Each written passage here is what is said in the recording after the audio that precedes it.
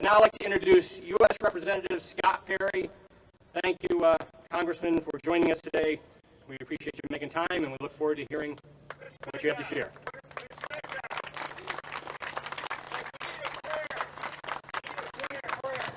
Need a prayer. We do need a prayer. I'll do that duty too. If y'all go to the Lord with me, dear Lord, we thank you for the blessing of this country. We thank you for the blessings of freedom. We thank you for the blessings of friendship and community. We ask you to be with all these folks here today, elected and unelected citizens, lovers of the Lord, lovers of our country. We ask you to give us patience, to give us wisdom, and to give us courage. We ask you to continue to bless our country and these wonderful people in it, and we ask all this in your precious name. Amen. All right, well, it's great to see all of you here today, and I thank Representative Metcalf for this annual event. It's important.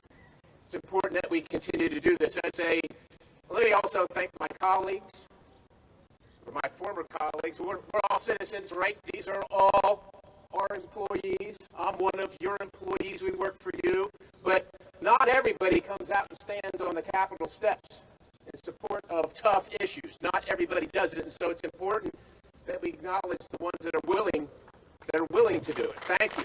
Yeah. So as an old Army guy, we always ask a number of questions. Who, what, when, where, why, right? That's what we always ask. And so when I talked to Representative Metcalf about coming to the rally, kind of the same thing for me. So who? Who are these people? Who are these people? All the people across the country that believe in this effort. We are law-abiding people who follow the rules, who go get a permit to exercise our rights, who don't want to have any run-ins with the law, who support the law, who support and defend, supporting and funding the police. That's who these people are. That's who you are. But let me tell you who else you are. Louise Howard, 86 years old, from Bulls Gap, Tennessee. An assailant comes into her home. 86 years old. Legally has a firearm.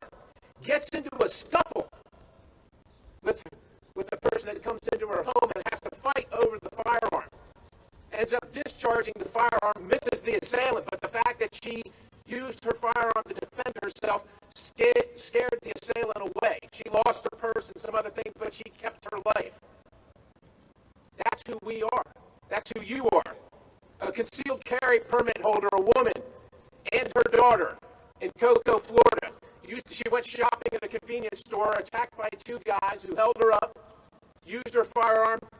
They started shooting randomly into the store. Well, she didn't shoot randomly. Concealed carry permit holder, ready to go, responsibly. Shot one of her assailants. But she's not going to jail, nor should she, for defending herself. That's who we are. That's the who. Another concealed carry permit holder on the south side of Chicago. She was being robbed, and she shot and killed her attacker. And then finally, look, we're replete with stories about people that have done this. You just don't hear it from these folks right down here. You hear other stories from them, but you don't hear these stories, which is why it's important that we get together and talk about the who. A lady in Houston, Texas, Michelle Hodgins.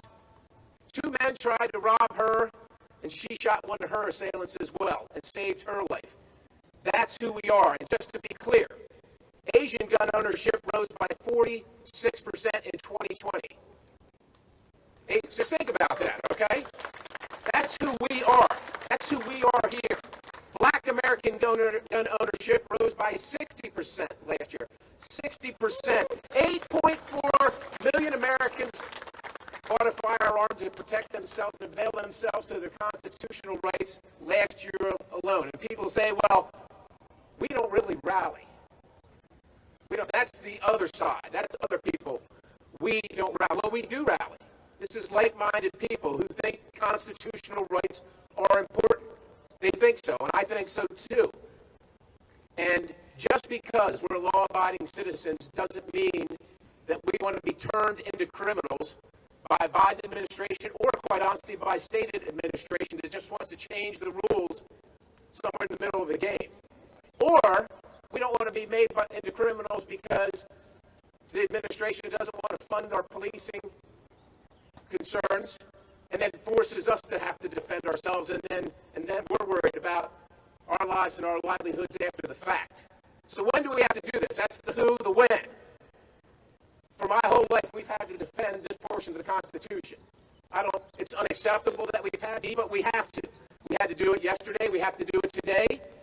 We have to be prepared, and I'm sure Representative Metcalf and his colleagues are prepared to do this again next year and every single day. Every day is the appropriate day to stand up for your neighbors. These are constitutional rights. It doesn't say, well, the first is more important than the second is more important than the fourth. They're all important and they're all worthy of defense. And oh, by the way, while the Second Amendment has been under assault for a number of years, you can see in the last few years the other amendments, including the first, are under assault as well. And you know very well what protects the first, which is what we're doing here today. So where do we have to do this? Everywhere we are. We have to speak up in our homes with our family members. Some of them don't get it. Maybe they don't understand. At this capital, at our nation's capital, in advocacy groups, those in power, many of those in power, not all those in power, have always sought to limit the power of the powerless. And I laud and applaud my colleagues that want to stand with the powerless today and say the Constitution defends you and we're going to defend it. So now I get to the why. Yes, the why. Why do we have to continue to do this? We should not have to continue to do this, but we must. We must leave our homes or our places of employment or families and come up and stand up for our rights, because the left, it is the left, let's just be clear, is never going to stop. They keep coming and coming and coming. These rights are enshrined in law. They're not given to us by politicians. These rights aren't given to us by politicians. They are outlined in our Constitution, and they are ordained, and they come from the good Lord in heaven above. Now, some of my colleagues in Washington, and I suspect some of our good friends here in Harrisburg have some colleagues on the other side of the aisle, that they don't seem to believe in the Constitution. It's clearly written in the Pennsylvania Constitution, right? The right to bear arms shall not be questioned. I don't know if it gets any more clear. I don't know, but now some apparently don't believe in that. I don't know if they would stop themselves from defending their own families, but they'll be happy to stop you from defending your own family. Just to be clear here, we know who we are. We talked about that. We know who we are. We know what we're doing here. We're going to keep coming here. We know that we must stand up every day, and we aren't going to stop. They're not going to stop, and we're not going to stop. We're going to be seen everywhere, in every small town, in every business, in our families, state capitals, the federal capital advocacy groups. Why do we have to do it? Well, we know. Look, President Biden's been very clear. He's interested in banning weapons, banning them straight out. He's interested in changing definitions for parts manufacturers and things like pistol braces for people that are handicapped that still want to defend themselves. They can't get it through the legislative process. They can't get it through your duly elected officials, so they just want to take the pen and write it down and act as if it's law. Well, it's not law, and it's governing against the will of the governed. And finally, just to put a cherry on top of this, if you will, nominating David Chipman.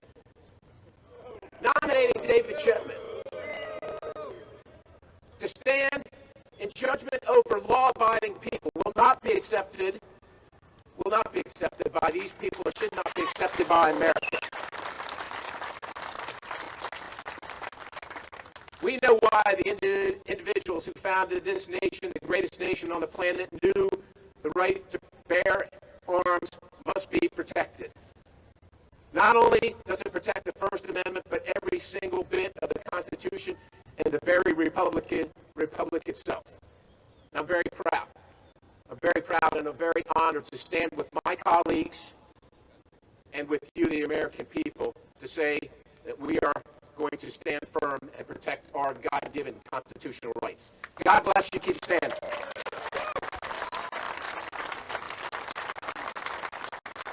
Thank you, Congressman Scott Perry. Thank you very much, Congressman, for being with us today. Appreciate you sharing your thoughts and your heart with us. Thank you for leading off with the prayer that was getting a request from the folks in the audience there. So we didn't. I bet that shocked a lot of people that Scott was able to fill in with that request so quickly. Scott did a great job. Appreciate his being with us today. It's hard to find time with some of our congressmen with all the activity in D.C., and Scott made time to be here, put it on his schedule. When I talked to him back, I think it was probably a couple of months ago, and he's been true to that with making sure it happened, him and his staff, so thank you. As I mentioned, Scott had been the original Pennsylvania Castle Doctrine sponsor, and I think he needs another hand for that too, his work on that when he was here in the Pennsylvania House. Well, over the years, we've had this rally. I think this is our 16th rally this year, and when we kind of birthed this idea out of my office in Cranberry Township, Butler County, Kim Stolfer and I were together with some others when we came up with this idea and started the rally at that time. We've had many speakers over the years, and Kim has been here every year that he was able. Some health concerns took him out of the picture for I think one of the rallies, but he's recuperated and he's back again. So our next speaker is Mr. Kim Stolfer, President and Chairman, Firearm Owners Against Crime. Kim?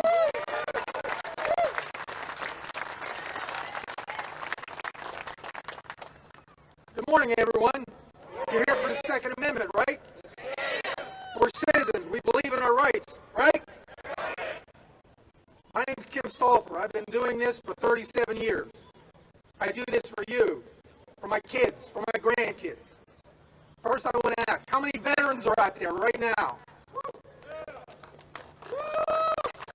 God bless you all. But you know, in preparing for this, yesterday was the 77th celebration, if you can call it that, of the invasion in Normandy. 77 years ago, young men of America and other countries were being shredded on the beaches of Normandy by 8mm German bullets. Why were they there? Were they there because they were hired? No.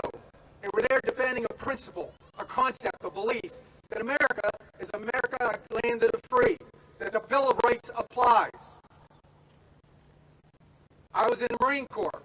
I believe in the rights of all Americans, all of yours. Is there anyone here that doesn't believe that the rights should be interpreted as they were written, not because of some scrutiny level that was invented by the Supreme Court? If you are, raise your hands. I'll be right down. I want to say something about Judge Benitez because he said something about the assault weapon repeal that he went after because he overturned the California assault weapon ban. He said there is only one policy enshrined in the Bill of Rights. Guns and ammunition in the hands of criminals, tyrants, and terrorists are dangerous. Guns in the hands of law-abiding, responsible citizens are better. To give full life to the core right of self-defense, every law-abiding, responsible individual citizen has a constitutionally protected right to keep and bear firearms commonly owned and kept for lawful purposes. What is that about the Democrats in this state, by and large, who don't get that message? You're right.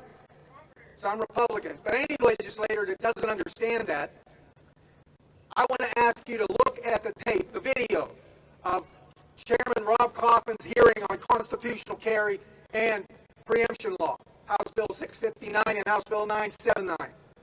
I was staggered by the Democrats on the committee.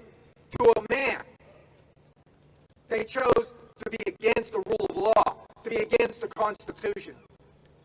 30 years ago, there were more pro-gun Democrats in this building than there were Republicans. The whole party has swung into the nutball realm. And I'm tired of it. We swore an oath. That oath means that the law means something, that we will support and defend it from all enemies, foreign and domestic. So when you go into this building today, and hopefully you will, and take the papers we're passing around, and go in and visit legislators, remember this: they swore an oath too. And if we don't protect that oath, if the rule of law doesn't matter, then they better rue the day that we decide we're not going to follow the law either. Because this is our country, and we're in a city who's ignoring the rule of law. Tell me why the mayor isn't in handcuffs because he's committed a crime with preemption law violations. Why is Bicycle Bill in Pittsburgh not in handcuffs? It's a crime. I'm not making this up. Section 6119 of Title 18. It's a crime. I didn't fight for this country.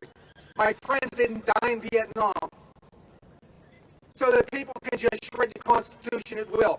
The whole problem with America is we do not have accountability for actions in the legislature, and government officials aren't held accountable. And until we do, nothing will matter.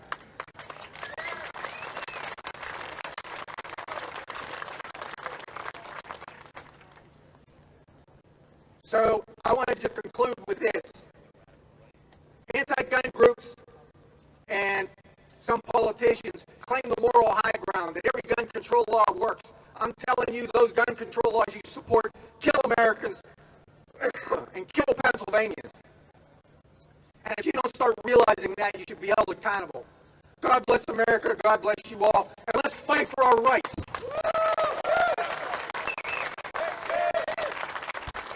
Thank you, Kim Stolfer. As Kim mentioned, he was a Marine, still in his heart. He's still a Marine, and we appreciate him taking that passion to Firearm Owners Against Crime as president and chairman of that organization, and for the many years he's put into defending our rights, working behind the scenes, working here in the Capitol hallway with other like-minded citizens to advocate for defense of our Constitution, especially our Second Amendment. Representative Stephanie Borowicz is our next speaker. Stephanie, Representative Borowicz. Off collecting gifts, it looks like. Thank you, Daryl. He's a good friend of mine. I sit by him on the floor, and it is interesting. We debate who's more conservative. I say myself, Daryl says he is, but it's still a debate. Hey, thank you guys for coming out today. I love being with freedom-loving Americans that are willing to come out and stand for the Second Amendment, so thank you guys for being here. Now is the time. Now is the time for the states to rise up and defend the Second Amendment. It should be the first thing that this state of Pennsylvania is doing, and I want to thank Chairman Kauffman, who ran constitutional carry. I believe we're going to be running that this week.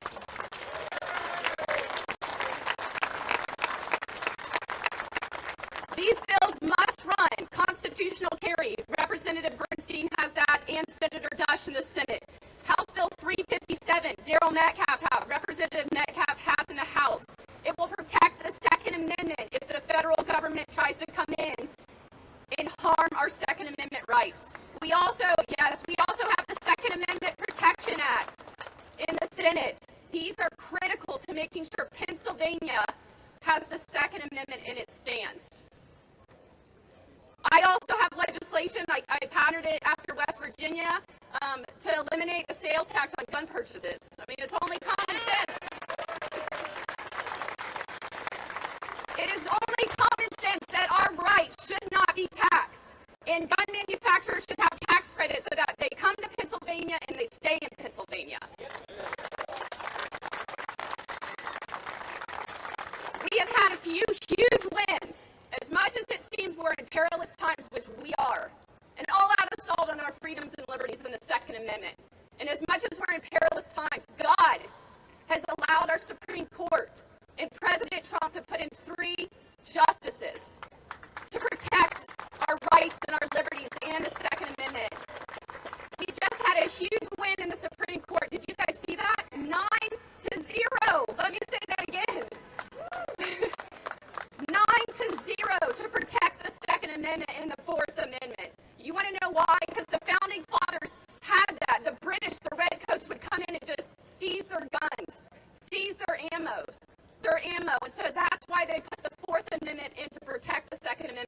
was upheld. Another great thing, I had a constituent write me last night on Facebook, and he said, keep fighting the good fight, Stephanie. California's assault weapon ban was ruled unconstitutional.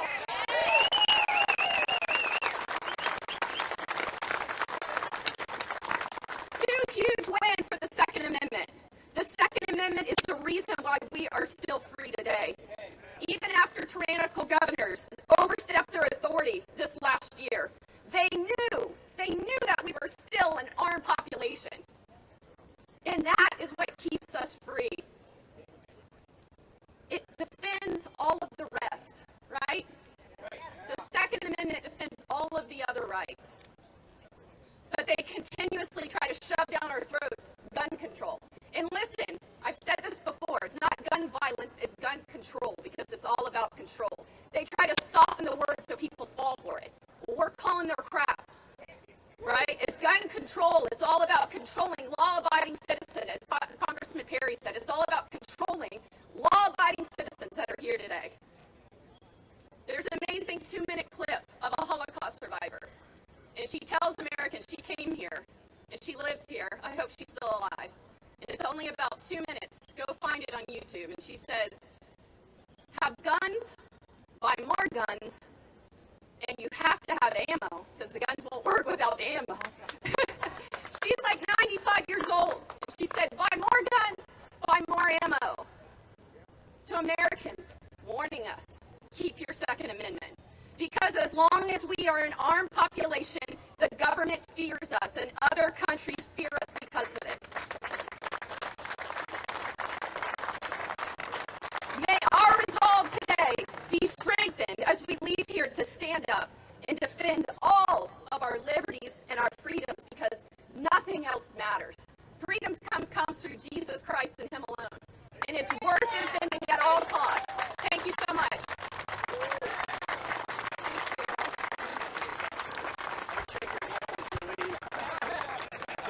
Just leaves me standing with my hand out. I do that every year. I'm so sorry. She had to collect all of her stuff. Thank you, Stephanie. Great job. We appreciate Stephanie joining us again. Also, as I said, we have, before our next speaker, I want to read through some of the members of the legislature that expected to be here today. And I know some of them were going to be in and out. We had a couple of our chairmen that didn't know better than to schedule a meeting this morning at 10 o'clock when the rally was occurring. So I'm hoping their constituents will let them know they should have been here instead of scheduling a meeting they could have had at 10:30 or 11. But they chose to do that instead of join us. Or maybe they'll join us after the meeting, hopefully. We had some senators that planned on being here. I know I saw Senator Kristen Phillips Hill was here, and she was, I know she had an injury that she was dealing with, so we appreciate her making her way here and making time to be with us this morning and dealing with that injury to still be able to be with us. Thank you, Kristen. Senator Kristen Phillips Hill. Senator Mario Scavello planned on being here. Senator Elder Vogel, Senator Judy Ward. I saw Senator Doug Mastriano was here. I saw Senator Scott Hutchinson is here this morning. Senator Chris Dush, you will be hearing from. Senator Camera Bartolotta planned on being here, and Senator Jim Brewster planned on being here. We have 62 House members that had RSVP'd. Sometimes members show up during the event and come in and out due to meetings, but I'll read some of the names off, and then we'll have our next speaker, and I'll read some of the other names. State Representative Mike Armani. State Representative Aaron Bernstein was doing some video work off to the side here, if he's still there. Representative Borowicz. State Representative Marty Causer, one of our leadership team in the Pennsylvania House Republican Caucus. State Representative Bud Cook.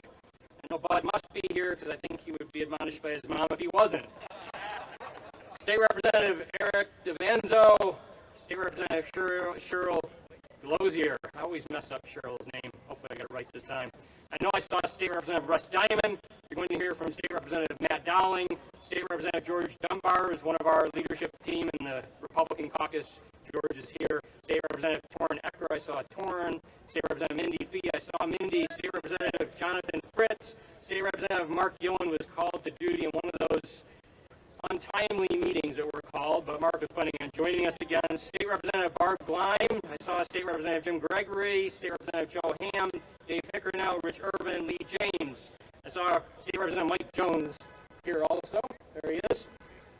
And made me think of Mike Jones when I saw the free PA shirt also. So Mike's been a big advocate for freeing PA, as many of us have. State Representative Barry Joswiak, State Representative Joshua Kale. You're going to hear from State Representative Rob Kauffman, who's our chairman of the Judiciary Committee in the House, State Representative Don Kiefer, State Representative Kate Klunk, and State Representative Jerry Knowles. I'll read off some other names after we hear from Chairman Rob Kauffman, who's been doing some great work there on behalf of freedom-loving people. Good morning, freedom-loving Pennsylvanians. It's great to see you out at the state capitol this morning. You know, I love my friend Kim Stolfer. You know, he occasionally says things that we don't feel quite comfortable saying up here, calling out Democrats. But, you know, I have to note in the same token, I went to a place called Arizona this past week. You might have heard about it. With my friend over here. Yeah. Well, while we were in Arizona, you know, we talked with our legislative friends about a lot of things, and they told me something that they have out there that we don't seem to have much of here in Pennsylvania. They said all of our Democrats out here are pro-gun. I was shocked. I was like, how does that work? How do you grow those kind of people? You know, where do they sprout? Well, you know, it's something about the people in Arizona. They accept nothing less from their elected officials than elected officials who actually support and defend every single part of the Constitution. Now, those of you out there who have Democrat legislators that represent you, I'm thinking you may need to start teaching them a thing or two. Because we need to see a little bit more of that here in the Pennsylvania State Capitol, like I heard about in the Arizona Capitol. And let me tell you, as we move on here in Pennsylvania, we work hard daily. Those of us up here to defend the Second Amendment from the attacks of the extreme risk order protection, red flag laws, ammunition taxes, gun registration, ammunition registration. We're fighting hard against that. But let me tell you, these folks up here, we're going to continue to push the envelope. I heard you guys were coming this week. So, we gift wrapped this little present called constitutional carry. Yes, I thought you all may like it. But I wanted to give you guys something to talk about as you walk through this Capitol, as you talk to representatives and senators up and down the hallways of this Capitol. That you can go to them, those who are supporting. As you walk and talk to those who aren't supportive, educate them on the Second Amendment, educate them on constitutional carry, because as long as I am chairman of the House Judiciary Committee, we are going to continue to push the envelope and move forward and put an exclamation point on our Second Amendment here in Pennsylvania and across America. Thank you all for being here. We thank you for your support. Thank you, Rob. Rob Kauffman. I called Rob when he was appointed chairman because the former speaker had promised that chairmanship to me. But the former speaker kind of forgot over the period of a month that he'd promised it, or really didn't forget, but just broke his trust and was going to appoint somebody else instead of me. And when I found out it was Rob, I called Rob right away and I said, Rob, if anybody was going to be appointed chairman of the Judiciary, you were the one that I would have wanted to be besides me. So Rob's done a great job there. Appreciate him being there. I'm glad that he is Judiciary chairman, and he's doing some great work. So thank you, Rob, and thank you for being here, making it a new practice to actually have the Judiciary Committee chairman show up at Second Amendment rallies. So thank you. We also have with us, grab me while I was up there, got my attention, Representative Doyle Heffley. Representative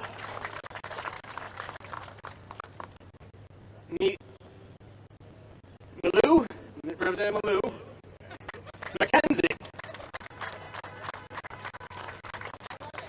I always mess up pronunciation, so Ryan McKenzie is also here. See Representative Ryan McKenzie. mom and son duo legislators that are here in support of our Constitution and the Second Amendment. Couldn't ask for it to get better, right? State Representative Abby Major is going to be sworn in today. Abby's here. State Representative Dave Maloney, who is crowding Joshua Prince, our next speaker. Dave Maloney's back here. Representative Kurt Mauser is one of our leadership team. Representative Rob Mercury. Representative Brett Miller. Representative Dan Mao. Representative Marcy Mostello. Representative Eric Nelson. Representative Donna Oberlander, who's our whip for our House Majority Caucus, Republican Caucus. So Donna is here. State Representative Tim O'Neill. State Representative Jason Ortitai. State Representative Clint Olet. State Representative Tracy Pennycook. State Representative Tina Pickett. State Representative Mike Piscaric. State Representative and Chairman of our Health Committee, Kathy Rapp, behind me. State Representative Brad Roy is back in the crowd of legislators behind us. State Representative Leslie Rossi. Didn't know we were supposed to have cheering sections. Good job. State Representative David Rowe. State Representative Frank Ryan was also called off to a meeting. State Representative Ryan is also a Marine and still a Marine in heart. State Representative Tom Sankey, State Representative Stan Saylor, also one of our leadership team, our appropriations chair. State Representative Lou Schmidt, State Representative Jason Silva, State Representative Brian Smith, I know I saw, State Representative Craig Statz, State Representative Perry Stumbaugh, State Representative Jim Struzzi, State Representative Ryan Warner, State Representative Park Wentley, State Representative Jeff Whelan, and State Representative Dave Zimmerman. And anybody that I missed, grab me while we have another speaker at the microphone, and I can make sure I announce you next. Our next speaker is Attorney Joshua Prince, and Joshua's been doing a great job defending the Second Amendment in the courts here in Pennsylvania, and we appreciate Joshua being willing to come several years now to update us on some of those battles and to encourage all of us in the fight that's going on, not just in the legislative halls, but in the halls of our courts. Thank you, Joshua.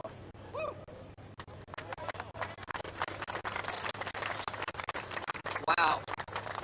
It's a distinct honor and privilege to be here another year in front of all you patriots. The challenges we face are unlike anything we've ever seen before. In fact, Kim Stolfer showed me a scroll of all the anti-bills that have been submitted in the General Assembly. Do you have that scroll? Those are the ones that have been submitted this year already. That's not the bills. That's not all the text of the bills. That's just a listing of the bills. Like I said, we are in a fight unlike ever before. And I know every year I come up here, I usually try to bring you up to date on a number of the different cases and that, but at least to start, because I know Darryl, I promised him this year I would keep it to a maximum of 5 minutes, because I never have before. But you know, once you give a lawyer a microphone, all bets are off. But we have an issue of utmost importance, and that is the November election. And I'm going to ask a favor of every one of you, and that favor is very simple. I need you to ensure that current President Commonwealth Court Judge Kevin Robson is elected to the Pennsylvania Supreme Court.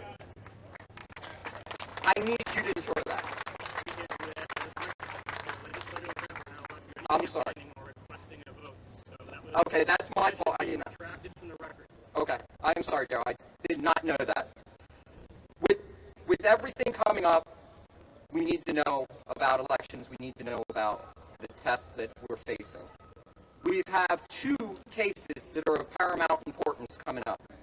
One out of the Pennsylvania Supreme Court. That involves firearm owners against crime versus the city of Harrisburg.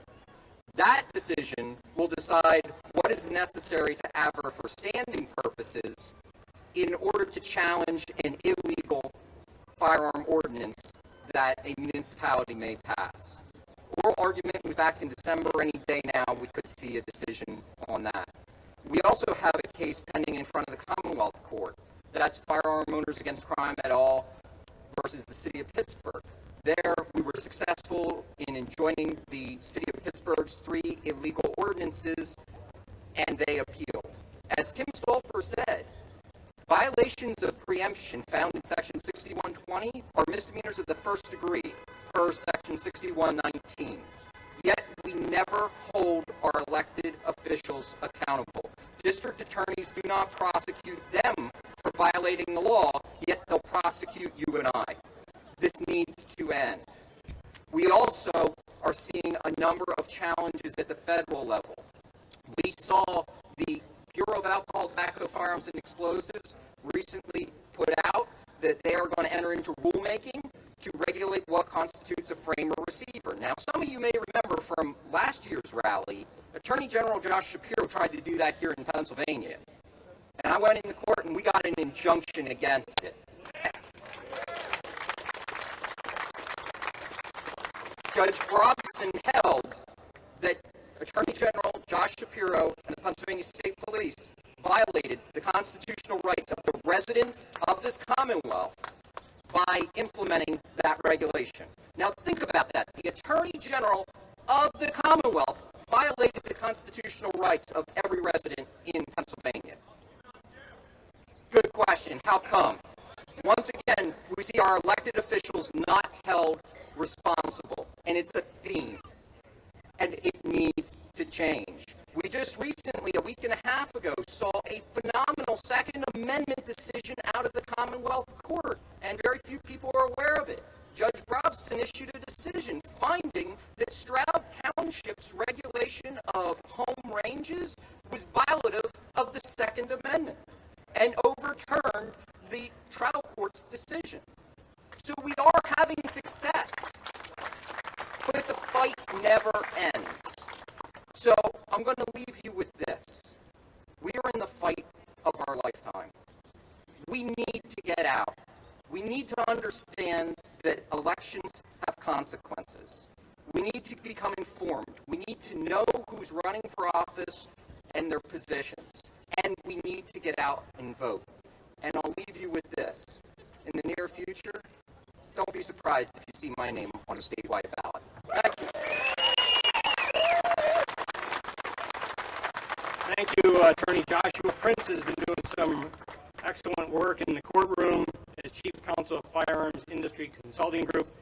He's been defending the Second Amendment there and Article 1, Section 21 over and over again to see regular updates from Joshua and some of the victories and some of the battles he's involved in. We appreciate his hard work on behalf of the Constitution. Our next speaker is Representative Matt Dowling, and Matt has spoken before, but he was invited to speak in the past based on legislation. This time he was invited to speak because he just recently became the Pennsylvania House Second Amendment Caucus Chairman, and he's been doing some great work in that position because since the creation of that caucus, no one has ever put the creative energy into it that I've witnessed Matt putting into that Second Amendment caucus now. And he's got a regular update he's putting out to update members. He's got a new video that he's producing on Target, which is just an excellent creative way to try and share the work that's being done in the Capitol with those outside the Capitol so people can rally, not rally once a year, but rally regularly to make sure they're holding their elected officials accountable to do the right thing, and that would be defend liberty and defend the Constitution that affirms that liberty. Representative Matt Dowling. Thank you, Chairman Metcalf. Good morning, Patriots. Now, this is a rally, and we want to be loud. We want to be proud. We want the guy that's jogging down there on Front Street to hear us and wonder what's going on at today's state capitol. So let's make some noise in affirmation of the Second Amendment.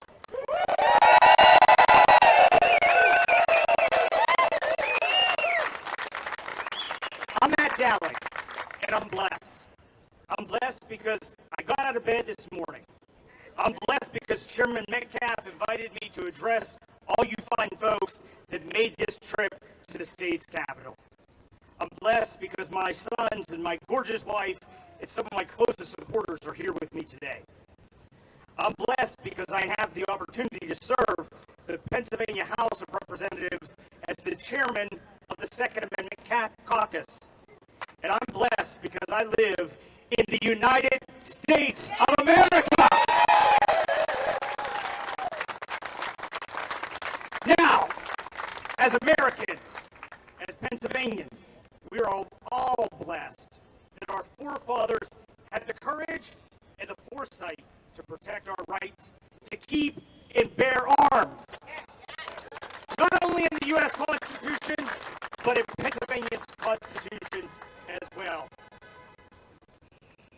But as blessed as we are, know that there are detractors among us. They want to take away those rights. We have a president of the United States who recently said that no amendment to the Constitution is absolute. We have a governor who vetoed a bill passed by the House and the Senate that protected your declaration. Your ability to open carry a firearm and make gun stores essential during disasters. And remember that same governor who single-handedly decimated industry after industry in the name of a pandemic has had us under a continuous disaster declaration for more than 3 years. As chairman of the Second Amendment Caucus, I represent nearly 70 members of this body who work to promote pro-gun agendas for law-abiding citizens by preserving the rights to keep and bear arms.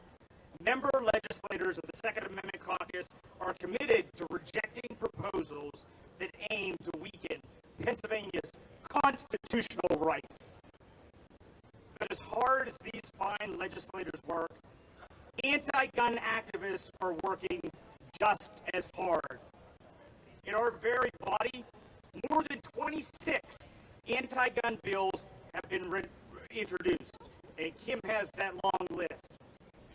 Right here in Harrisburg, Pennsylvania legislators are taking the lead from Washington radicals, and they're trying to curtail our freedoms. The Second Amendment Caucus is standing strong, but we can't do it alone. So I'm asking you today, call your legislator, and ask them if they're a member of the Second Amendment Caucus. And if they are, recognize that you too are blessed. And if they're not, ask them why.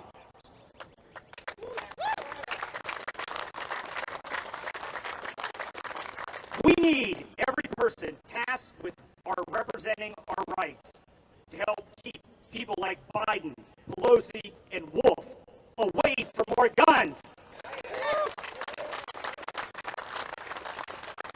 You here today are not just one voice. You represent many people, your family, your friends, constituents of your areas. Use it wisely. And may God bless each and every one of you. Thank you, Representative Matt Dowling. Our next speaker was one of my colleagues in the Pennsylvania House, and then ran for the Senate and was blessed to be elected to the Senate. So Senator Chris Dush is our next speaker. Senator.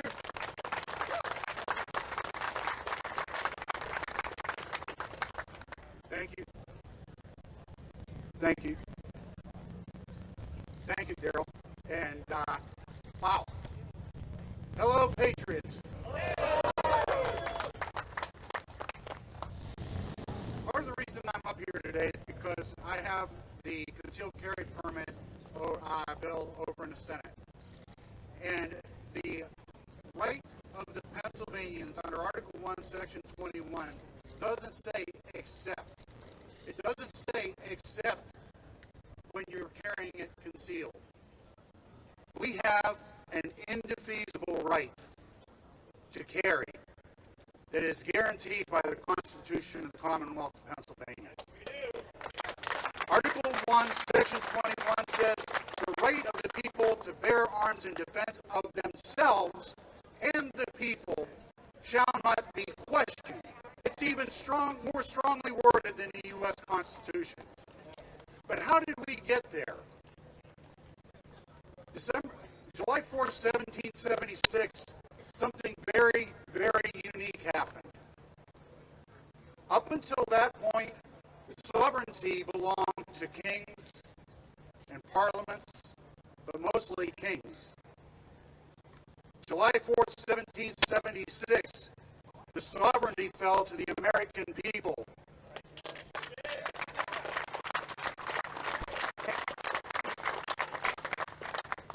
Great proof of that is in constitutions like ours here in Pennsylvania. We, the people of the Commonwealth of Pennsylvania, grateful to Almighty God for the blessings of civil and religious liberty, and humbly invoking His guidance, do ordain and establish this Constitution. It wasn't any form of government that created the Constitution. It was the people. It is the people. You own the government. Article 1, President Biden said that the rights are not, how did he put it? It's not unquestioned. He said they're not absolute. That's right. I got news for President Biden.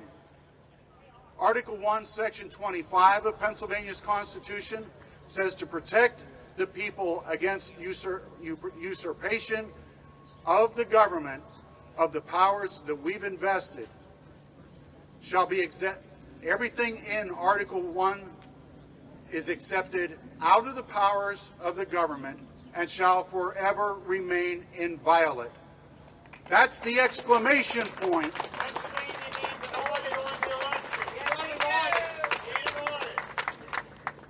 Pennsylvania gave an exclamation point in our Bill of Rights.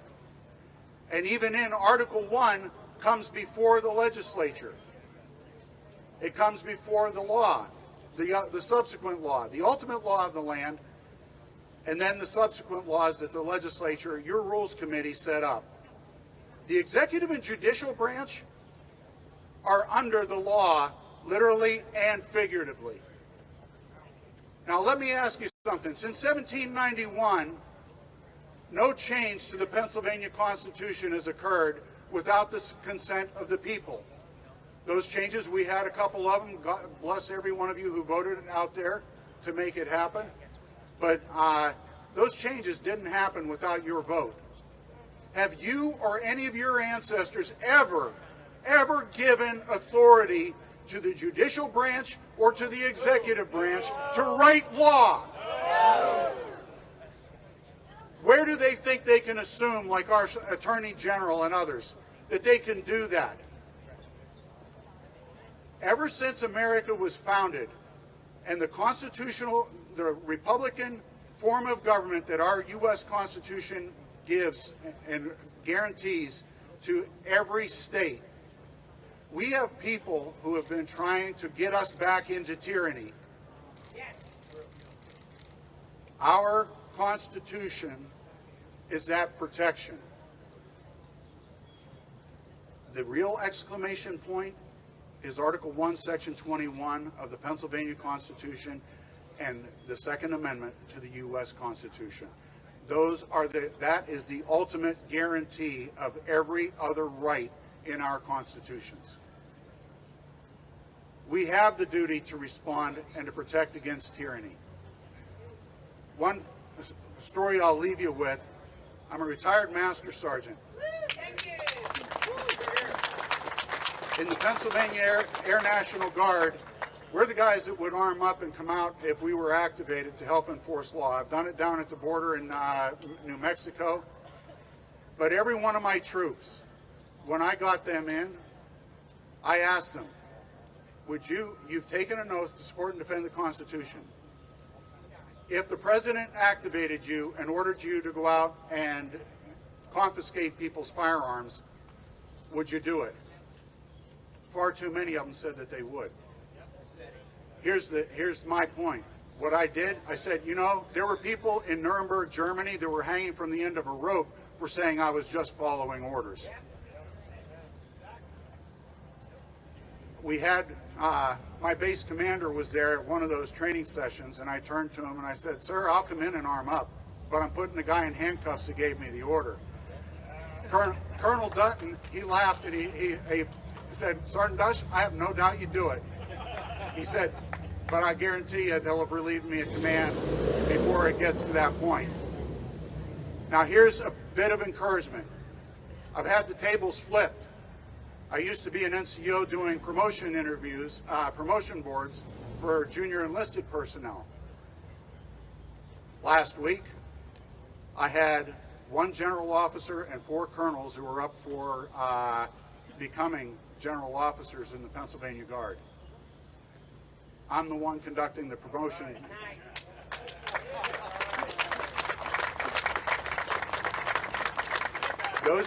Every one of them, I brought this up. I said, if the president or the governor tried to activate our troops in order to go out and confiscate our weapons or violate any other fundamental right in the constitutions, would you do it? And God bless every one of them. They said, there's no way. They would stand for the Constitution. And I got them on the record. Ladies and gentlemen, remember, the people formed the government. The people own the government. Right.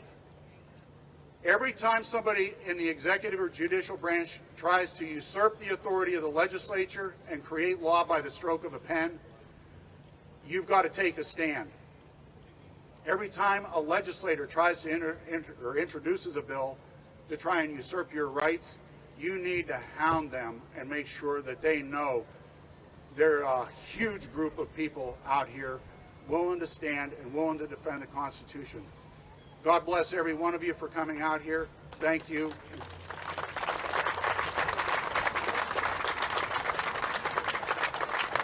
Thank you, Senator Chris Dush. Appreciate your military service and your service in the House and now your service in the Senate. And that was an excellent story that you shared with me earlier and that you were able to share with our citizens who are here today regarding your kind of turning the tables now and being in that seat to lead the way on who gets promoted in our Guard units and that they'll be defending the Constitution. Thank you, Senator. We also are joined by Representative Andrew Lewis, who's with us here today. He made it known to me that he was back here. And you've seen other members have kind of come and gone through the course of the event, which typically we have to with anything happening here at the Capitol with competing schedules during the day, but we appreciate their attendance today and appreciate your attendance here to rally for your rights. You know, this morning as I was getting ready, I saw a story on Fox that was talking, actually interviewing AOC, that notorious violator of constitutional rights that's now in D.C. They were interviewing her about policy that some are pushing in New York City to get the police out of their schools. When I was a kid growing up, we didn't need police in our schools because we were taught to respect each other, our teachers, figures of authority. We were taught to respect law enforcement officers. We were taught to respect the law. We were taught to respect the Constitution. Ultimately, the Constitution is the law of the land, and all the laws are subservient to it. And any law that might be in violation of it is an illegal law or an illegal policy, as we've seen Wolf issuing one after another over the course of the last year.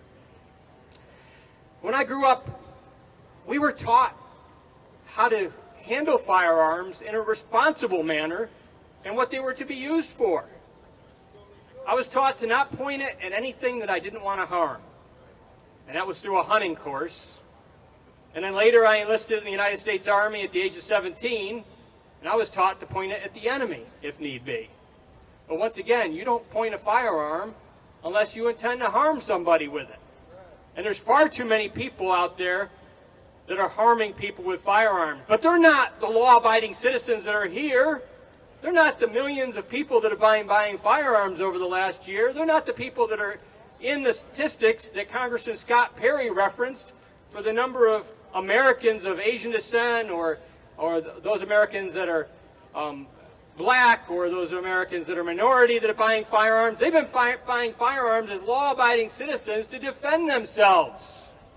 The criminal element are not allowed to buy the firearms that are being utilized in many of these crimes. The majority of these criminals are not using guns they've went down and had a background check to purchase. Many of them, they're stealing from law-abiding citizens or they're buying from some other criminal that is allowed to buy them but doing a straw purchase for them. Law-abiding citizens are not the problem. The criminal element is the problem. And what we've seen, I always appreciate the passion that our audience has and wanting to make sure that they try and get their voice into the microphone, but you weren't invited to speak today, so otherwise I'll continue with the message. So as we look at what's occurred in this country, burning cities to the ground in some of these urban areas, a news story just this morning that I saw once again getting ready was a Dunkin' Donuts shop manager being shot dead by a criminal in Philadelphia that they're looking for. Hopefully they found him by now. But those are the types of crimes that law-abiding citizens need to be armed to protect themselves against. And once again, Congressman Scott Perry did a great job of bringing up some of those stories that occasionally you see but aren't widely publicized. But the majority of activity that takes place with firearms is law-abiding citizens preventing crime, or just by showing it that they're able to display it deters the criminal element. Just knowing that you have a carry concealed law deters the criminal element. We need the constitutional carry that was talked about here today, that Representative Aaron Bernstein and Senator Chris Dush both have introduced in their respective chambers. We need constitutional carry so that law-abiding citizens don't have a hurdle, an obstacle between them and the ability to exercise their right. They shouldn't have to hurdle or get over obstacles to exercise their right. They have a right to defend themselves. Constitutional carry would give more people that right that can't afford to go get a carry permit or can't afford to go through what needs to be done to make it happen. It would still prohibit those who are not allowed to have firearms to not have that firearm, to not have that sidearm, but it won't stop the criminal element, as we know. The only people you stop with a law against firearms or utilizing firearms or purchasing ammunition, the only people you stop are people that respect the law. Law-abiding citizens who do not want to be turned into criminals. And I'm here today to send a message that we will not be turned into criminals, because we will not abide by lawless dictates, whether they come from a legislative body, a city mayor, a city council, the governor, or Biden in D.C.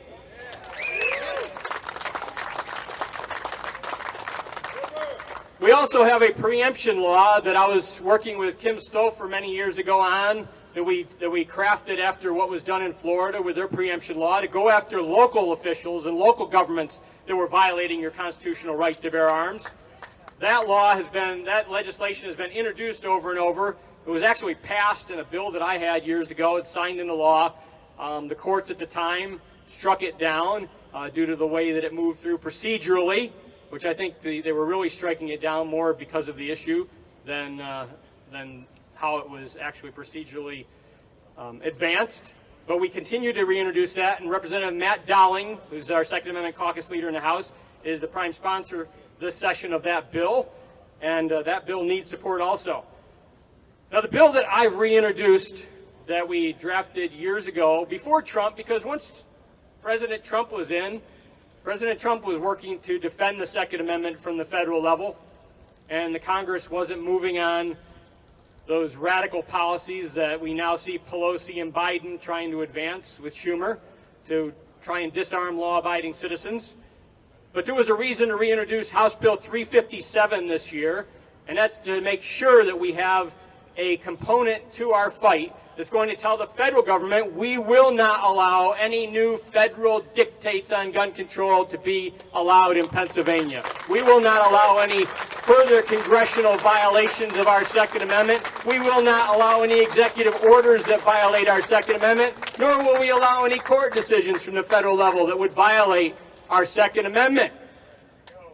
That bill has many sponsors. It's currently in the Judiciary Committee. I'm hopeful that we'll see that move soon, as we did also see the constitutional carry bill move, because we need the package of telling local government no gun control, federal government no gun control, and making sure that the state government is advancing your rights with constitutional carry.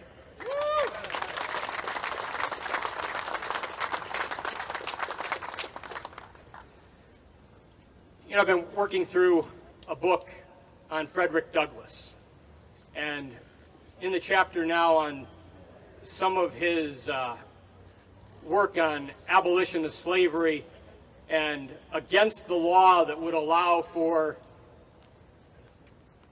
human beings that escaped from slavery in the South and made it to the North to, by law, be required to be brought back to the South if they were captured. Just horrific policies. But in his fight against slavery, his fight for abolition of slavery, and he came to a point where he said that those individuals that were the men stealers, that were the kidnappers of other human beings attempting to enslave them, that they deserved to be put down. And he didn't put it like this, I'm putting it like this, but they deserve to be put down like dirty dogs. And I'll tell you now, there are millions of us in the United States of America and millions of us that are veterans that will not stand by and allow our firearms to be taken from law-abiding citizens. We have the Second Amendment to protect all other amendments. And if push come to shove, there's millions of us that will utilize the Second Amendment to defend all of those amendments and not just on paper.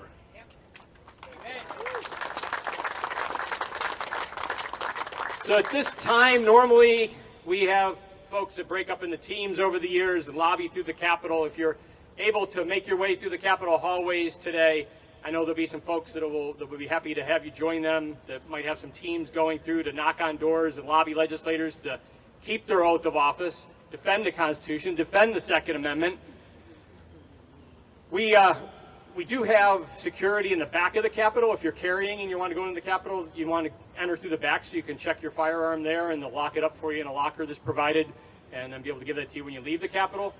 I know the Capitol Police have been asking people to mask when they come through security, but they're not the mask police after you get through security. Now, if you have a medical condition and you tell them that you have a medical condition, you can't wear a mask, they won't make you wear a mask. I think all human beings have a medical condition. It's called breathing oxygen.